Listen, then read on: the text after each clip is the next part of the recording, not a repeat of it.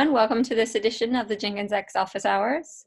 Today we'll have Viktor Farcic speaking with us about labs work and how that's evolving and what is being taken forward. So it's all very exciting news. And Hardy will be demoing some work with Terraform and keep us up to date on that.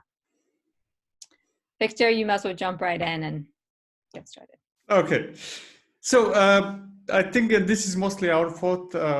When I say us, kind of that can be anybody, but anyways, I think that we did not really clarify to people in general, to community, to users of Jenkins X, what labs are, what's their life cycle, and so on and so forth. So I thought just a few minutes to put a bit of clarity. And before I do that, first of all, the labs experiments that were done so far are absolutely amazing. I mean, the feedback we are getting from people trying them out and using them is that's really amazing work. And what really matters about those experiments is that they are really setting the pace and the roadmap of what Jenkins X will be, right? That's their primary purpose, to allow us to experiment in a safe environment, to allow us to get feedback from people using it, and then to make intelligent decisions what will be coming next in Jenkins X itself. But they are separate things, right? Labs and Jenkins X have separate life cycles and separate usefulness and so on and so forth. So now, what is happening is that the experiments in the labs that we had so far, they are considered finished, over, right?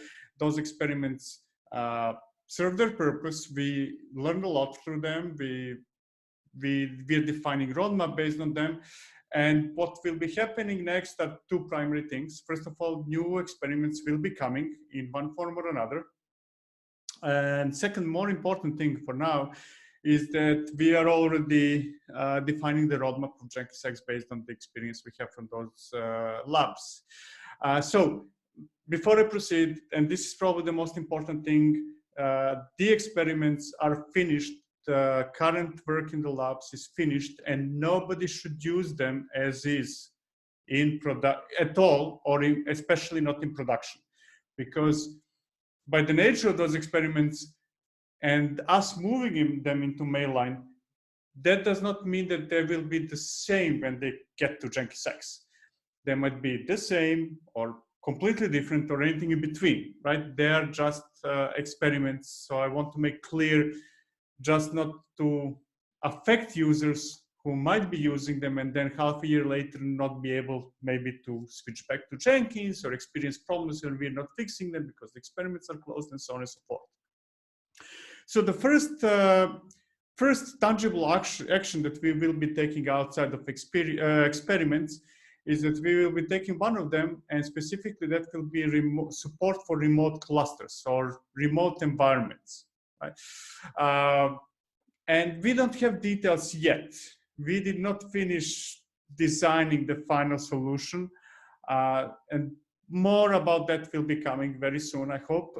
What matters for now is that the first of the experiments that in some form will reach Jenkins X will be support for remote clusters, which is probably one of the most frequently asked feature.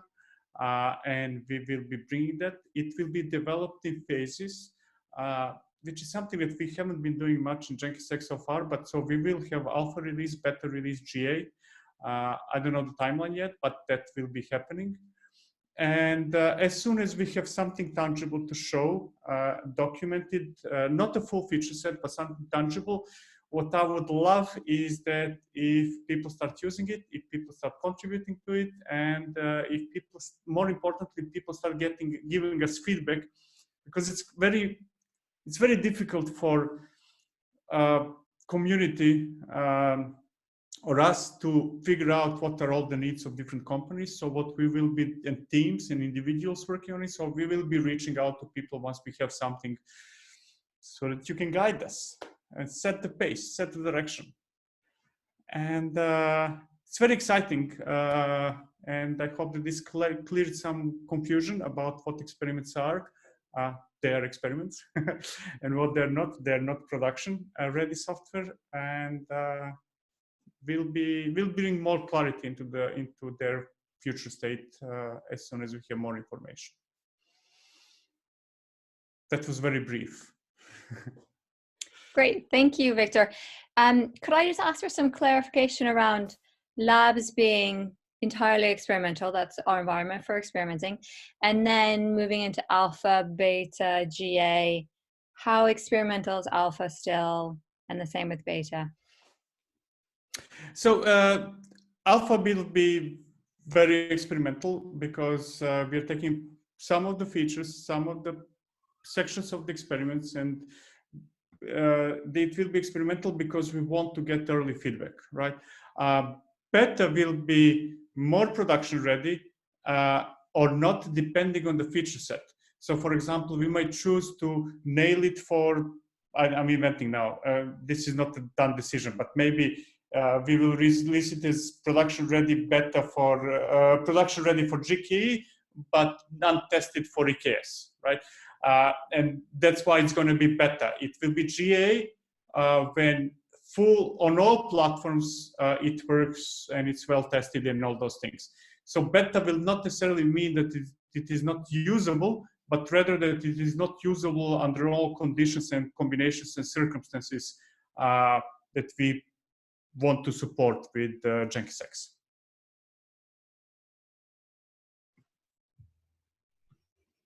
And then we have at least one question in the chat. So remote cluster support will be added to JX after JXL experiments. What about Helm 3? This is from Anka. So remote clusters will most likely, and I stress this most likely, will be based on Helm 3. But that Helm 3 feature set, let's say, or ability to use Helm 3 will be applicable most likely initially only on those remote clusters. While full support for Helm 3 will come afterwards, right? So it will be limited to those separate clusters, to other clusters, while dev cluster will stay the same. The reason why we are taking that path is because there is a lot of work required to make Helm 3 and all the changes that we are trying to, it's not support for Helm 3, just to clarify. It is a restructuring of how Jenkins X works, which happens to use Helm 3, among other things. So the reason why we are separating and introducing it first in remote environments, remote clusters, and not to dev is because we want to gain confidence that it works in remote clusters before we start messing with the existing cluster that people are already using. The main goal is to introduce that feature in a way that it works, it does what it needs to do, but at the same time does not put in danger people's clusters. And also the amount of work is different because when we introduce Helm 3 in those remote clusters are starting from scratch, right? While for dev cluster, it's not only about introducing Helm 3, it's about also having a process that will transform your existing cluster from Helm 2 to Helm 3, making it transparent, making it easy and automated, and not breaking anything in the process. So we are thinking about not doing minimum changes to the existing clusters until we are confident in what we're doing. But Helm 3 will come. So just in phases. That's the short answer. That's good. It's very exciting. And if people from the community wanted to comment on these changes, wanted to raise issues, where would be the best place for them to do this? So I would like to postpone answering that to one of the next events. I mean, what do we call this? Office hours. Office hours. There you go. For one of the next office hours, simply because I would like to get participation and feedback and everything as soon as possible, but we need to have something that we can gain feedback on, right? Right now, we don't have something that people can use and provide feedback. So we need design documents, we need some sort of documentation and a minimum feature set and I stress minimum, right? Not the full feature set, so that we can start getting that feedback. Otherwise, it would be just feedback in terms of, yeah, I would like to have a multi-cluster. I say yes. So give us a bit more time to have something that we can use to gain your feedback.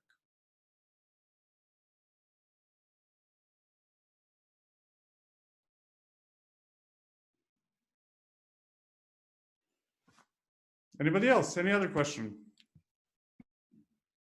Don't be shy.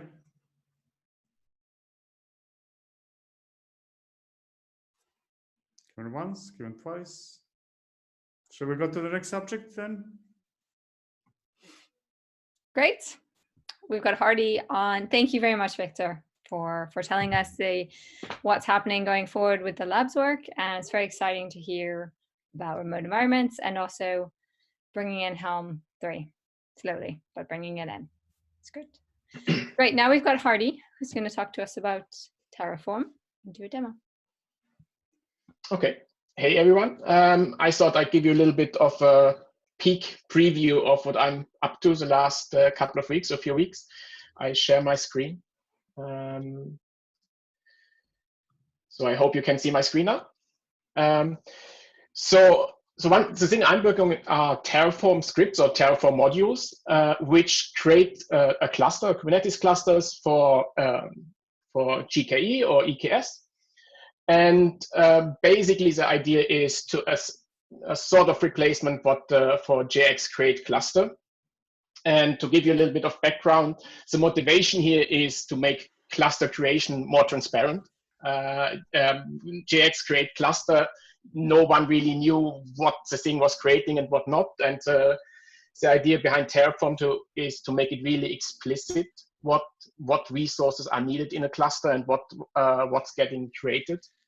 It's also an issue about increased security with JX create cluster. So if I kind of coming back to this example, if you take, for example, the build controller has to write the build logs to a bucket.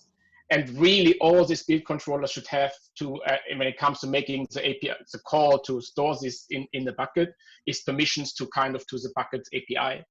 As it stands right now, it is so that the build controller would use the credentials or the credentials of the node, which means it has potentially much wider permissions and could kind of make other cloud API calls which are beyond the things you actually need. So one motivation behind Terraform is to introduce something which is in the Google world called workload identity, and in the EKS world or the Amazon world, it's called IAM roles for service accounts, where we basically, as part of the cluster creation via Terraform, we are creating certain service accounts for the build controller, for Tecton, for Canico, all these kind of things, for Velero, for Vault. And each of these service accounts only gets a certain, only the permission it needs. And then once the cluster is created and the deployments are kind of Jenkins X deployments come onto it, these deployments which need to make cloud API calls can only make the cloud API calls they are supposed to make. So it's also about increasing security.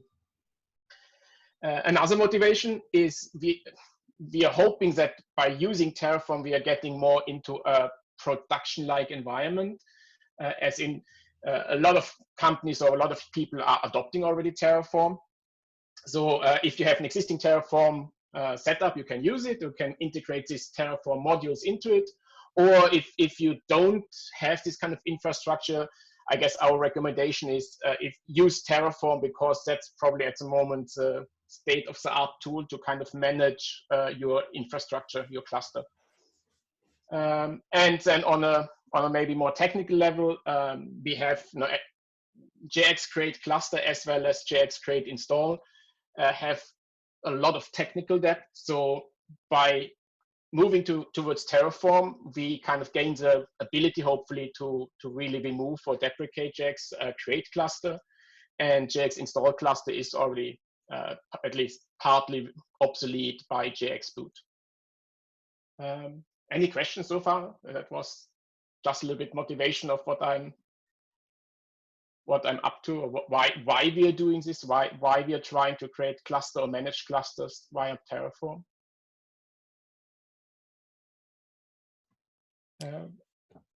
Hardy, this is kind of a basic question. I'm just out of curiosity. Do you know when we do create cluster, you have a number of questions on the command line about your setup. Will this enable for more of that information to be given in config files?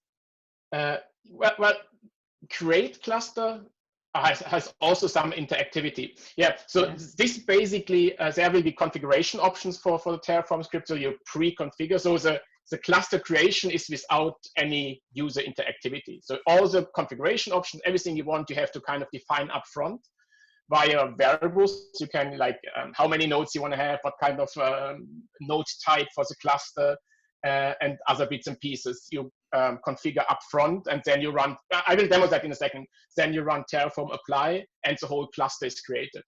And then it's just creating the cluster, Kubernetes cluster and service accounts. It's not going to install Jenkins X. That's a separate step, which I come back to in a second as well. And there, once you kind of run JXBoot to then install Jenkins X on the cluster, there you still have a certain amount of interactivity, and you have to answer some questions. But that also kind of gets a little bit easier, or you have to answer less questions at least, using the Terraform approach. Does that make sense? Yes, thank you. One thing that I might add, at least the way how I see it, is that there is an obvious usage of that, as what Hardy said, that you can use potentially better tool to set up your infrastructure. But from my perspective, there is a secondary usage which is just as important, and that is that very often companies don't have that luxury to just create a cluster for Jenkins X, right? They already have some clusters, they already have some requirements, they have some impediments, and so on and so forth. And also at the same time, not everybody wants to use JXBoot, or in this case, Terraform, to manage their cluster. So from my perspective, this equally important as executable documentation, right? You should be able to go to this definition and say, okay, so this is what I need. And if I don't want to use Terraform, I'm going to see what's inside and set it up myself, or maybe adapt or modify what I have. This is kind of executable requirements, which you might want to execute or not. That's optional.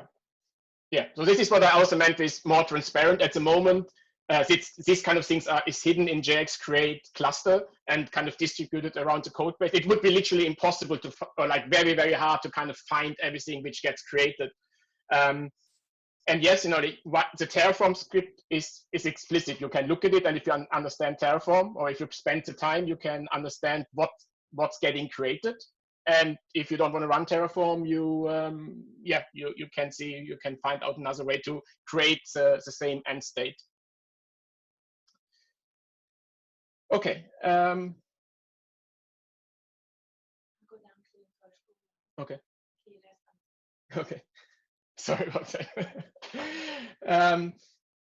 Right. So right now we are having two Terraform modules. One is for GKA, one for EKS. The GKA one is a little bit further ahead. I think that's really ready to use, in my opinion.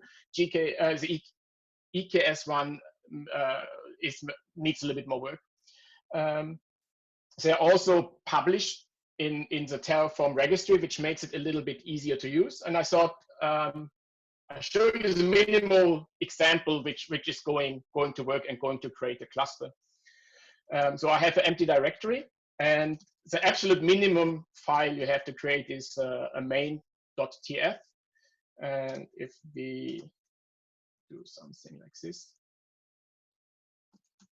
So this is the minimal amount of configuration. So this one I can even delete. You're specifying the Terraform module you want to use. That's a GKE module, and depending on which kind of cloud you're targeting, there are certain minimum required variables you have to specify. So in the case of GKA, you have to tell Terraform what's the project you want to kind of install the cluster in.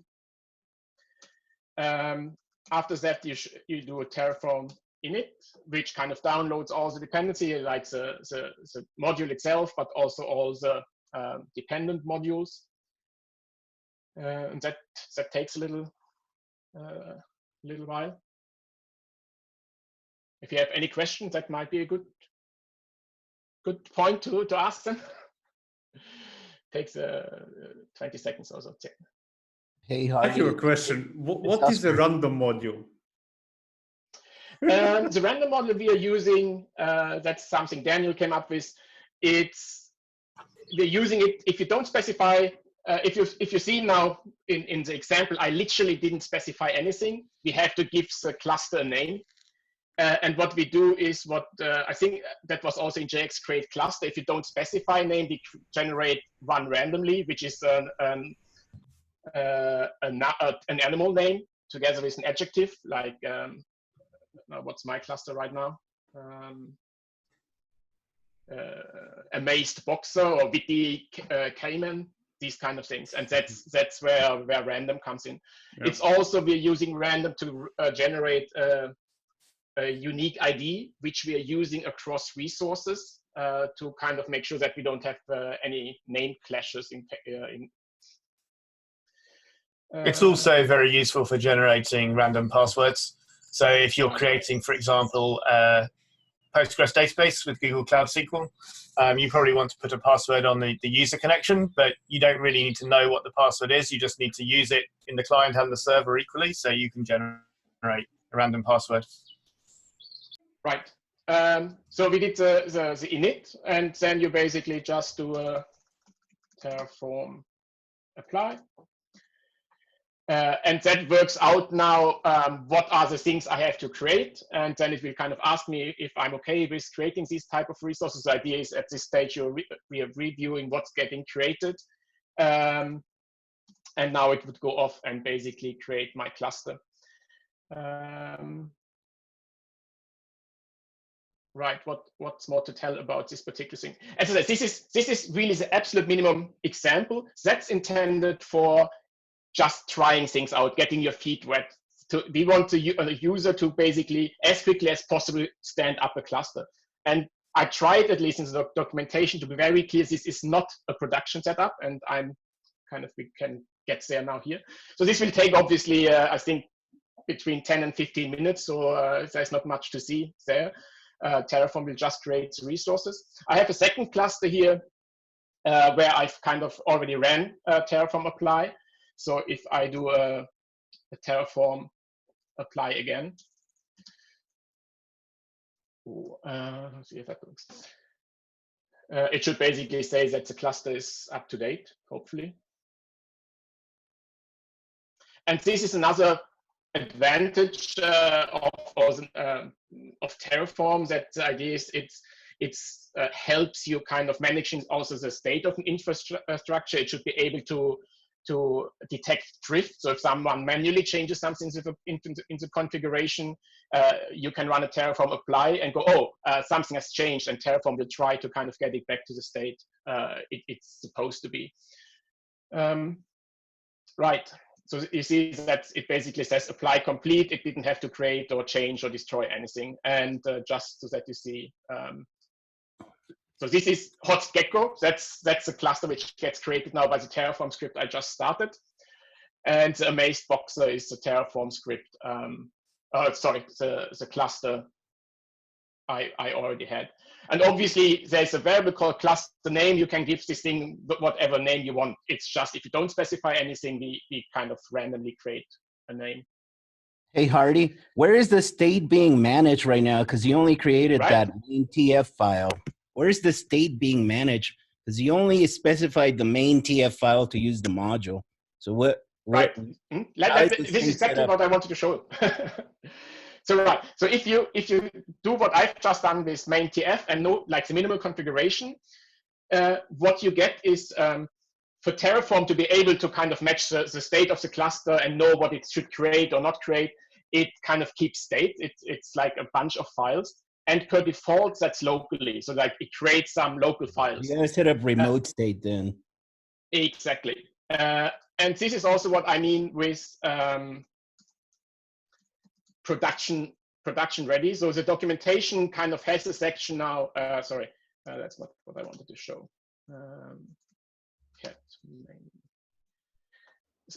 So this is also still a quite minimal. So this is the same thing I used in the previous example, plus some resource labels. So just that you see the difference here is I'm getting a label so that I can identify my cluster easier. Because if you have these random animal names, it's sometimes hard to know who created the cluster. But the really important part is this bit. With Terraform, you're basically, you don't want to keep the state locally because you're a team, you know, like you have to maybe share the state with the team so that other people can kind of run Terraform apply. Also, the Terraform state file does contain secrets and sensitive information. So you want to have it in a safe place, encrypted. And that's where the Terraform backends come in. And in this case, I'm using a bucket on GCS. And under there, if we kind of look here, this is the bucket. And in there at the moment is the Terraform state. So anyone who has the same configuration as I have and has access to this bucket will be able to kind of run Terraform plan or Terraform apply, and it will basically try to see what's the state of the cluster. Right, and then as I said, and the example on the basic example without any state, but then in the documentation is we are kind of showing some examples of how you do this backend configuration. With the idea being, it's hard to know what the user wants to do. He just should think about it. If you have an existing Terraform infrastructure, you probably have state already set up, and it might be via a GCS or not. So it's a little bit up to the user to decide what or how he wants to do that. Then the next thing is, as an output, and that's kind of was another, I think, Kara's question a little bit. As the output of Terraform apply, so once Terraform apply is complete, you will have a JX requirements YAML file. So if I do a less on this YAML file, it's basically a templated out file for the JX requirements file, which you need to run then JX boot. And you're kind of configuring things like DNS. So that's basically all template. Depending on what you're kind of setting for environment variables for Terraform, you're getting a JX requirements file, which is then used to run JX boot. So far, so good. See how far that, yeah, so it's creating the cluster that takes several minutes, unfortunately. Maybe we have time, then in the end, we maybe see that this succeeded. Any more questions? I mean, this might be a good segue into what's happening with documentation as well. Right. So, right. I actually have this prepared. I have this prepared. So you're going to present part of this, okay. I hand over to you then in a second. So I'm trying to kind of, as we go, also update the documentation and definitely get this properly into the documentation. It's already in there, so that's a live documentation. If you're looking at the steps, so to install Jenkins X, there are 3 steps. You create cluster, which you use Terraform for, or can use Terraform. Then install JX, which is kind of getting the JX command line tool, and then run JX boot using the JX requirements file, which kind of was the output or one of the outputs of the Terraform apply. And you know, here is the documentation for these steps. And so I'm not sure, Oscar, have you talked at all about what you're up to, or? No, I haven't. That's why I thought I'd join today, so I can talk and present about it. Once you're done, if you want to hand it over to me, I could. Quick question, just for Hardy. I guess that those parameters in the docs we see below, those are the same parameters available in if I go to Terraform module itself, right? right? Yeah. So here you see some of the parameters which we are exposing, like the node things, the obvious ones for cluster related, but there are also several variables which are kind of not really relevant for the cluster creation, but they allow you to kind of template them into the JX requirements, which then, that's a little bit Kara's question. The more you specify in your Terraform setup, the less questions you have to basically answer when you do a JX boot. That it basically, you can get it to a point where it just runs through. So I'm not, so in this case, before I hand over to Oscar, for me, another part of this whole thing is this is really for me just the phase one of a little bit of a bigger picture with around JX boot. Getting the resource creation out of JX boot and kind of done via Terraform, or if you want to write a script which does it in any other way, like gcloud commands, whatever. This is one step towards being able to take JX boot and get it away from having it run locally at initial boot. And for example, then run it till, that's a little bit undecided how exactly we are going, but say like a Kubernetes job or something, gets this into the cluster and away from running on a user's machine where we have all sort of problems, people having the wrong version of Helm, commands not executed as expected, all sorts of things. So for me, once this is really complete, the next logical step for me would be to get JX boot, the initial JX boot, and move it off as well into the cluster. And then after that, you can even discuss, once that's working, you can make this install of Jenkins X part of the Terraform apply as well. So the last step after cluster creation could be to create this job, for example, to install Jenkins X, or use Helm, the Helm provider, or whatever. And that has advantages, pros and cons. I don't think we really have discussed this in full length. But there are several steps to that, to the whole process. And it's not only to kind of use Terraform to create the cluster, it's really improving the usability and the experience of boot. Okay. In this case, I'm not showing. I let Oscar now show how this this ties into what he's working on. He's working on revamping the docs site a little bit. If you have any Terraform questions, maybe now, and otherwise I would hand over to Oscar. There's a few in the chat which have rather been responded to, but maybe we just surface them so that it's on the recording. Sure. If I would be able to see the chat, that would help.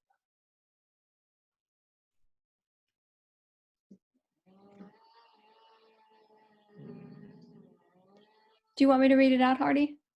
Yeah, maybe. I can't. Yeah, go ahead. Okay, we have a question asking, will it be possible to perform changes to the infrastructure with a GitOps approach as well? I.e., can I have a JX pipeline to apply changes to my cluster? I had this discussion. Potentially, yes. I'm not sure if that's such a good idea. So the whole thing with Terraform is that to run it in pipeline, you would basically have to auto-accept any changes Terraform is going to make. And it's not always, so like, for example, if I change the node count to 4 to 6, that can happen in place. That's kind of Terraform's updating a property. Other changes might require, it's literally destroying the node pool and recreating the node pool. If you have at that stage this stuff running in the pipeline, I don't think that's going to turn out so well. So in my world, these are still separate things. It's managing your cluster is something you do explicitly and basically on your machine. You know, I do believe that actually running it, you know, full GitOps, you change something, run some pipeline would make sense. However, I think that would make sense only in a multi-cluster type of setup. Yep. Because so if you do have two clusters and then from one you update another, yes. And we can make a pull request that would show you the changes that will be applied. You merge the pull request and magic happens. That's great. But not on a single cluster. So for us to have the discussion, I think that first we need to roll out multi-cluster support and then explore whether it would make sense to move this into pipelines in a more out-of-the-box way. But I 100% agree. Because I mean, if you do it in the same cluster, you literally end up in a position where you're pulling the rug under the very pipeline you're trying to run. With two clusters, it's definitely something which is worth exploring once we have the basic pieces in place and we can play around and see how they behave. Yeah, or you can run it in the same cluster. Just you can never upgrade the cluster. I mean, the thing with Terraform, but I know it's like you're changing certain properties and you are sure it would literally just kind of update the properties. But what it does is kind of it deletes and recreates. And I go like, what? So it's very hard. It's not obvious sometimes why it does what, or why it does certain things and why it thinks it needs to delete instead of what you should think should be an update on something. It's also cloud provider specific. So depending on the resource in the cloud provider, you don't know how it'll behave, right? So that the item you're installing on top of the infrastructure resources needs to be aware of those changes also to cope with that. So it's always better to have human intervention rather than machine, because the latter part of the installation may fail if the cloud resources change in a certain way. Right. Were there more questions? I still don't see this window. Yes, Ankit asked, in AWS, we use S3 with DynamoDB to have state locks. What about GCP? And Pete has responded saying for GCP, for GCS, we use Google Cloud Storage for GCP.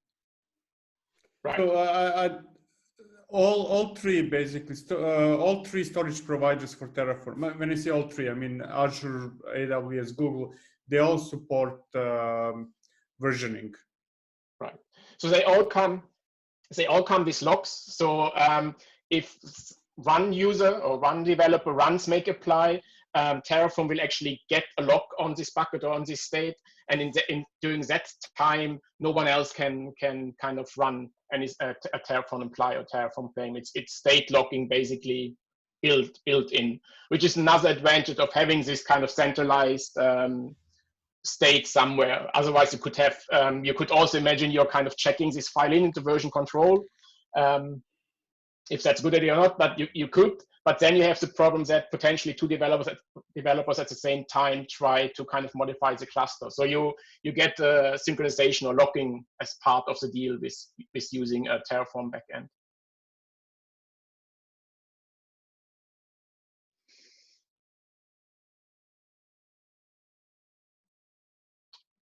Okay.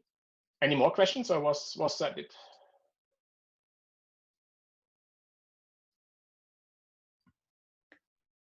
That's it for explicit questions. So, cool. So I stopped sharing here.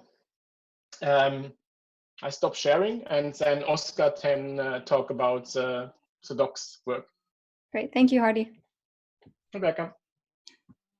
Yeah, so we've been working hard in redoing the structure of the documentation site and just overall making it a better experience for people that are getting started with Jenkins X.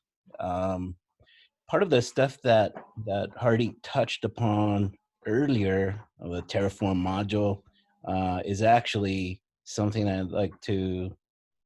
We are including that in the documentation, so I just wanted to share my screen and walk you through what.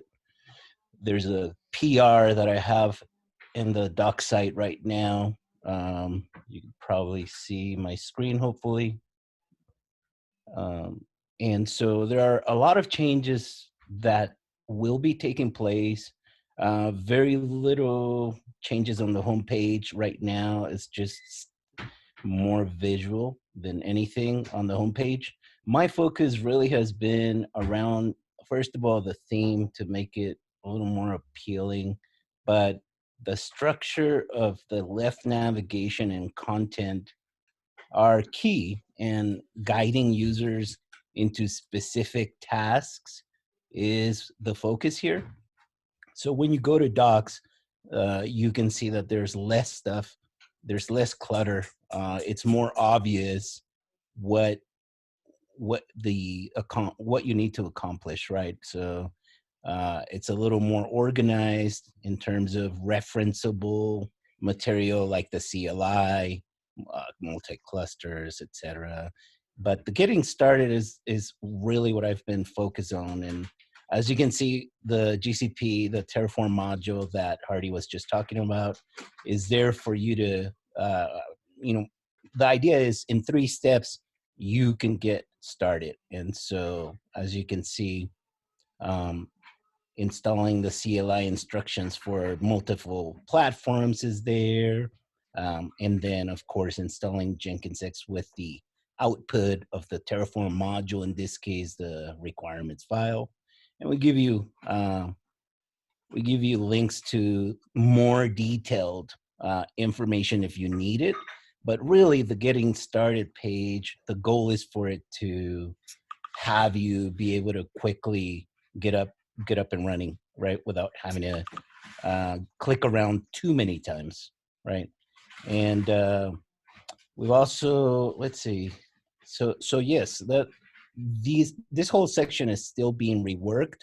I think the initial PR is more around a quick restructure to make it easier for you, as well as the landing page for getting started, and a little bit of the theme, as you can see, has changed, and a bit of content on the homepage. So we're hoping to merge this pretty soon, and also hoping to get the AWS module ready. As soon as it does, then we can just simply uncomment that tab. But the goal is to have all 3 modules for you to use, and have the instructions easily referenceable for you when you hit the getting started page. So that's what I've been working on, and hopefully we can merge that either this week or early next week. And as I mentioned, there's a lot of work to be done. I think this whole section, I plan to have, import your existing project and other meaningful tasks that will follow here instead of this stuff here. So look for that. But for the first PR, I think it's more about just a quick restructure and retheming it so that the code snippets are actually readable too, because we've had a problem where the previous theme, for some reason, like the contrast was awful. You cannot see it, right? So this makes it a lot more readable. You can copy and paste and quickly just put that in your terminal. So look for more changes soon. And yeah, that's all I have.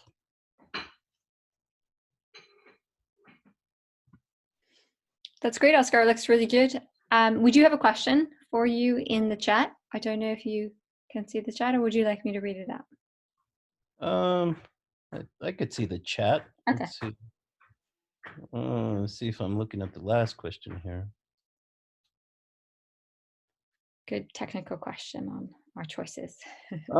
I actually haven't considered using ASCII. I think CloudBees does use that. John Ha uses that ASCII doctor, but we're using Hugo and we're using Markdown. That's kind of been what we have. Redoing the site in a whole different, using additional tools and all that is just, I don't know. We personally, I took the time to revamp this thing a little bit, but I don't feel that a lot of people have had the time to restructure it even more and adding new tools to it. It would be nice, I think. It's just I personally have not used it. So John Ha might have some more feedback on that particular tool, though, because he is using it for the CloudBees related documentation.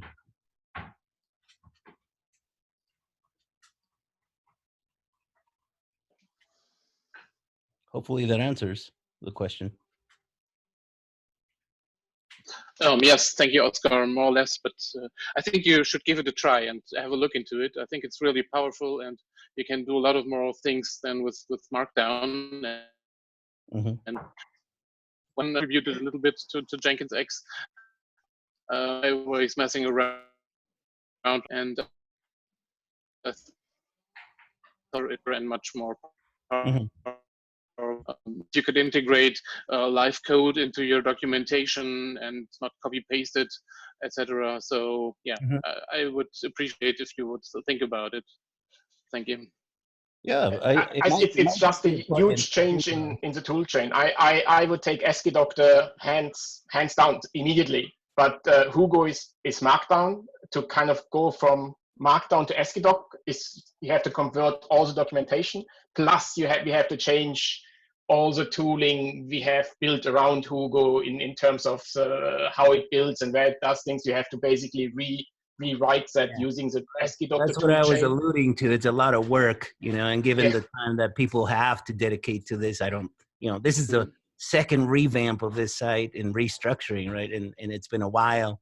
I think focus on the content to make it easy for people to follow instructions for now is the goal, and then enhancing it, maybe changing platform, adding plugins, etc. But it's sort of a slow process just because of the time that people have to dedicate to it. I feel, you know.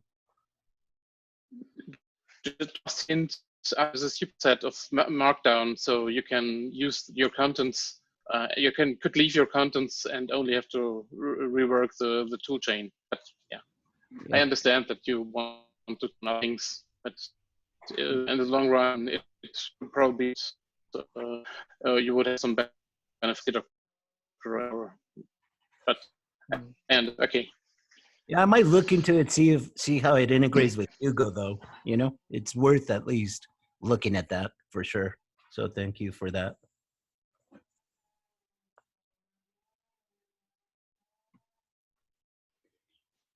And as always, we're very welcoming for feedback and PRs on the Jenkins X documentation site. So please feel free to contribute to that site, and obviously Jenkins X as well. Jared, I have a question. Is that your real background, or is that a screen? Yeah, it's a screen. You can just check it by the videos have Zoom.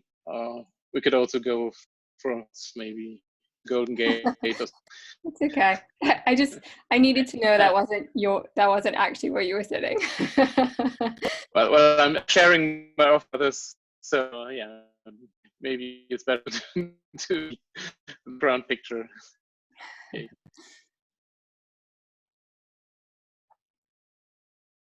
Good. Do we have any more questions for today?